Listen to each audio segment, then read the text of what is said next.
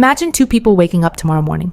Both are 30 years old. Both earn around $65,000 a year. Both live in the same city. Both pay roughly the same for rent. And both dream about one day becoming financially free. Fast forward 10 years. One has built a six-figure investment portfolio, owns a home, and has enough savings to walk away from a job if necessary. The other is still living paycheck to paycheck. Their salary is higher than it was 10 years ago, but so are their bills. Credit card balances have grown. Stress has become a daily companion, and every unexpected expense feels like a financial emergency. The surprising part isn't that one person earned dramatically more money. It's that their daily lives looked almost identical to everyone around them, except for one small habit they practiced every single day. When people think about becoming wealthy, they often imagine dramatic changes: starting a successful business, winning the lottery, landing a six-figure promotion, finding the perfect investment before everyone else. Those stories are exciting because they promise fast results, but they also hide something much more powerful. For most people, lasting wealth isn't built through a single life-changing event. It's built through hundreds of ordinary decisions that seem too small to matter. And that's exactly why so many people overlook them. In 2026, earning money is only part of the equation. Technology has created more opportunities than ever before, but it's also created more ways to spend money without thinking. One-click shopping, subscription services, buy now, pay later offers, endless social media advertising. They all compete for one thing: your attention. And eventually, your paycheck. What most people don't realize is that financial success has become less about finding the perfect investment and more about protecting yourself from thousands of tiny decisions that quietly drain your future. Because the real battle isn't happening once a year when you file your taxes. It's happening every single day, every swipe, every purchase, every hour, every decision. And once you understand that, everything about building wealth begins to look different. The biggest financial breakthrough doesn't usually happen in your bank account first. It happens in your mind. Think about the last time you received extra money. Maybe it was a raise, a bonus, a tax refund, or even a cash gift. How long did that money actually make you feel richer? For many people, the answer isn't months. It's weeks, sometimes only days. At first, it feels like there's finally room to breathe. You tell yourself you'll save more, invest more, finally get ahead. But then something quietly changes. The nicer apartment suddenly feels affordable. The newer phone doesn't seem so expensive anymore. Eating out becomes more frequent. Streaming subscriptions multiply. Small conveniences become permanent expenses. Before long, the raise that once felt life-changing has completely disappeared. Not because you became irresponsible, because you became comfortable. Behavioral economists have studied this pattern for decades. Humans quickly adapt to improvements in income and lifestyle. What once felt like a luxury soon becomes normal, and once it becomes normal, we begin searching for the next upgrade. This psychological process is often called lifestyle inflation. But the real problem isn't the spending itself. The deeper issue is adaptation. Your brain is incredibly good at turning today's excitement into tomorrow's expectation. That's why many people earning six figures still feel financially trapped. It's also why someone earning far less can quietly build real wealth. Income creates opportunity. Behavior determines the outcome. And this is where most financial advice misses something important. People are often told to spend less, but very few people ask why spending becomes so automatic in the first place. The answer has surprisingly little to do with mathematics, and almost everything to do with identity. Every purchase tells a story. Not to the cashier, not to the bank, but to yourself. A luxury watch might represent success. A new car might represent achievement. Expensive vacations might represent freedom. Designer clothes might represent confidence. Money often becomes a tool for expressing who we believe we are, or who we hope other people think we are. That's why simply telling someone to stop spending rarely works. Because you're not asking them to give up an object. You're asking them to give up a feeling. And feelings are powerful. Imagine someone who has worked tirelessly for years. After finally receiving a promotion, they reward themselves with a larger apartment, a luxury SUV, and more expensive weekends. None of those decisions seem unreasonable on their own. In fact, friends and family may even celebrate them. After all, isn't that what success is supposed to look like?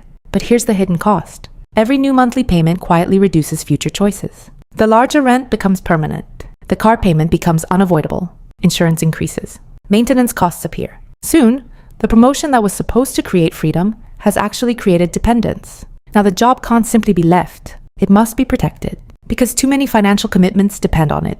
This is one of the greatest financial paradoxes of modern life. Many people earn more, only to become less financially flexible. Real wealth doesn't begin when your paycheck grows.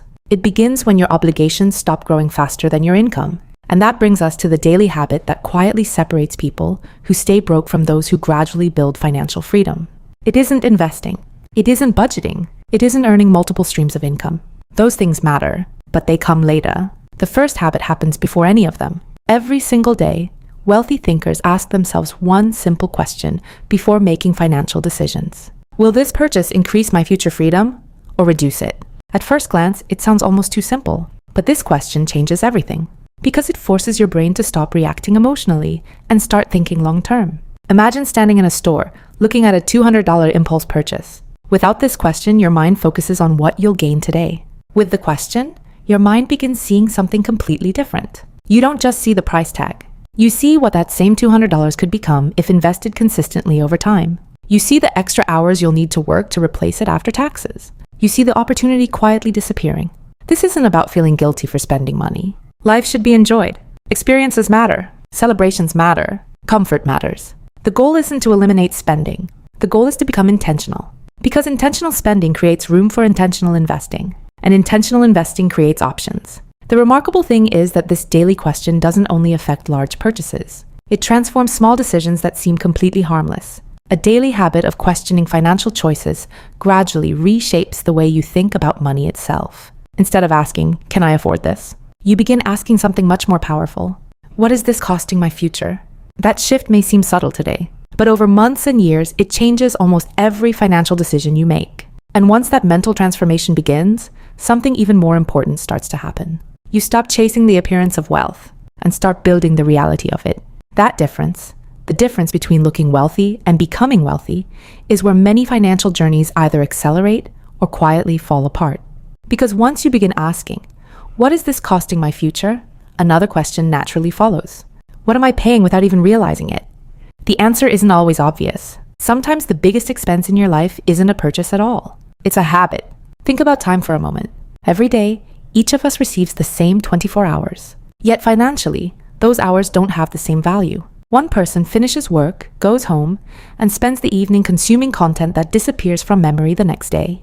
Another person spends 30 minutes reading about investing, learning a valuable skill, improving a side business, or simply organizing their finances for the week. Neither evening feels dramatic. Neither creates an instant transformation. But after a year, those tiny choices begin producing completely different lives. This is something researchers have consistently found when studying long-term success.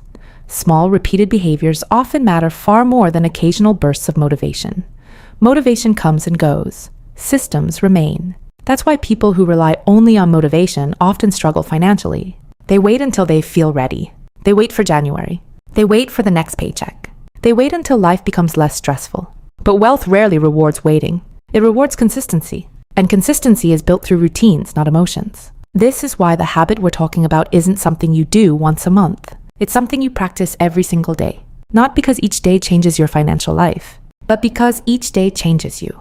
Here's something that surprises many people. The wealthiest individuals don't necessarily make perfect decisions. They simply recover from mistakes faster.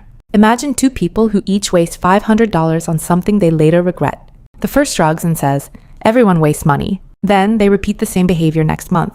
The second person pauses. They ask themselves what triggered the decision.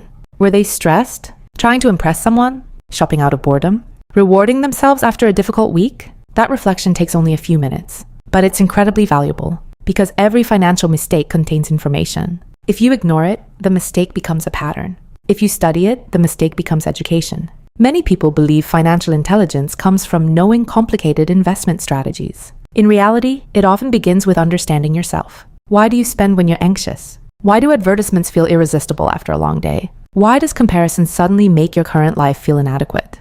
These questions don't appear on bank statements, yet they often determine what's on them. Now let's make this practical. Imagine two coworkers. Both receive a $5,000 annual raise. The first immediately increases their lifestyle. A newer vehicle, more expensive restaurants. Weekend trips become more frequent. Nothing extreme, just slightly better everything. Within months, the raise has been absorbed into daily life. Financially, almost nothing has changed. The second coworker does something less exciting.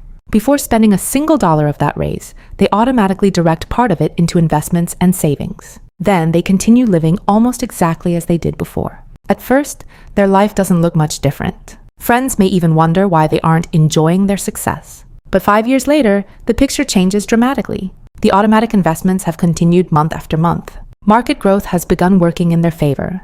Emergency savings provide peace of mind. Unexpected expenses no longer create panic. The raise didn't simply increase income. It increased ownership. That's an important distinction. Many people use higher income to finance a more expensive life. Wealth builders use higher income to buy a more secure future. The difference is invisible in the beginning, but impossible to ignore later. This brings us to one of the most overlooked concepts in personal finance: automation. People often think discipline is the secret to building wealth. Discipline certainly helps, but even disciplined people get tired. They have stressful weeks, unexpected emergencies, moments of temptation. Automation removes many of those decisions altogether. Imagine every paycheck arriving. Before you even see the money, a percentage automatically moves into retirement accounts, investments, emergency savings, or other long-term goals. You never have to decide whether to save it. That decision has already been made. Behavioral economists sometimes describe this as making the good decision the easy decision, because humans naturally follow the path requiring the least effort. If saving depends on remembering, you'll eventually forget. If investing depends on perfect motivation, motivation will eventually disappear. But if your financial system works automatically, progress continues quietly in the background.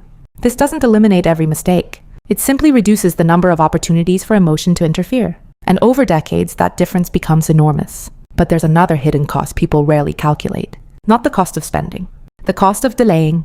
Imagine someone invests $300 every month beginning at age 25.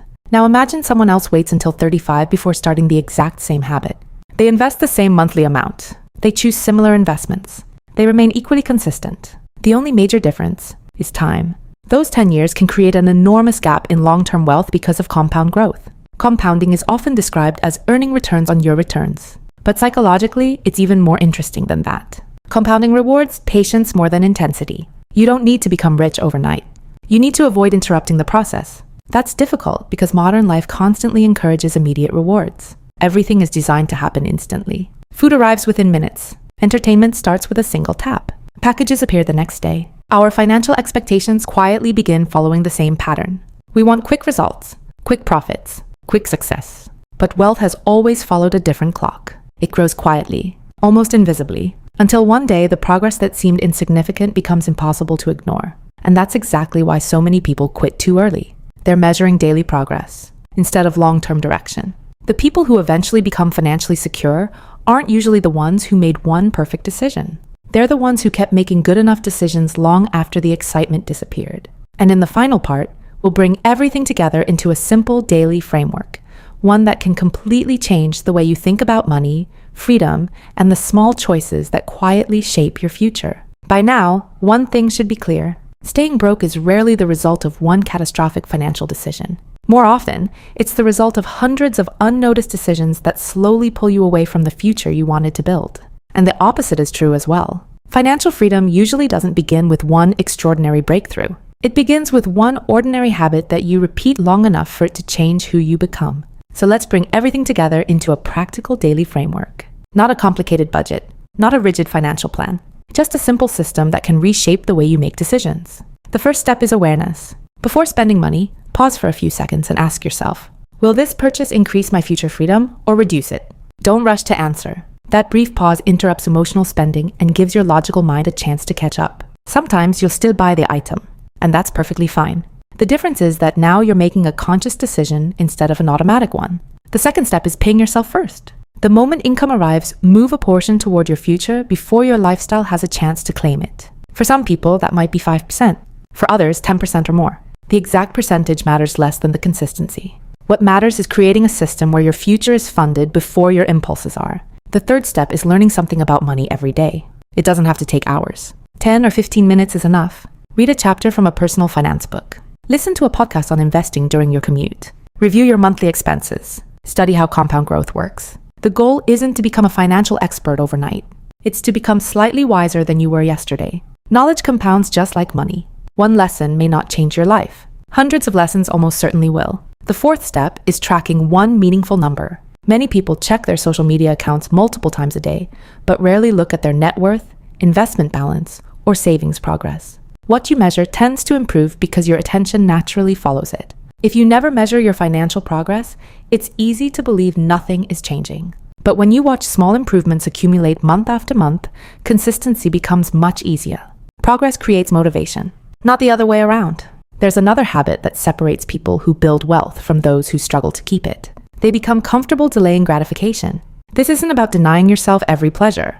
It's about understanding the difference between temporary satisfaction and lasting freedom. Imagine walking into a store and finding something you've wanted for weeks. Instead of buying it immediately, you decide to wait 48 hours. If you still believe it's worth purchasing after 2 days, you buy it without guilt. But if the excitement disappears, you've just protected yourself from an emotional purchase. That simple pause can save thousands of dollars over the course of a lifetime. Not because every purchase is unnecessary, but because many impulses fade when they're given time. The companies competing for your money understand this very well. Flash sales, countdown timers, exclusive discounts. They're designed to convince you that waiting is dangerous. In reality, waiting is often one of the most profitable financial decisions you can make. Because time doesn't only grow investments, it also weakens impulses. But perhaps the most important habit has nothing to do with money itself. It has to do with the people around you. Human beings naturally absorb the behaviors they see every day. If everyone around you constantly upgrades their lifestyle whenever income increases, that begins to feel normal. If debt is treated like a permanent part of adulthood, you'll eventually stop questioning it.